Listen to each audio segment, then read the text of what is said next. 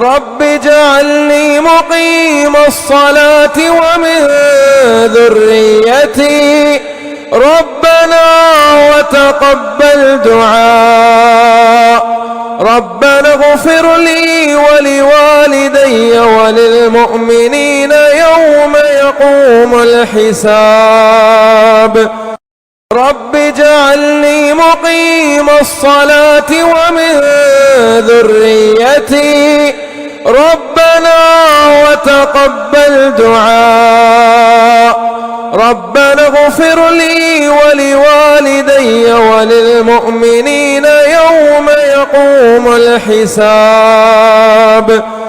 رب اجعلني مقيم الصلاة ومن ذريتي ربنا وتقبل دعاء.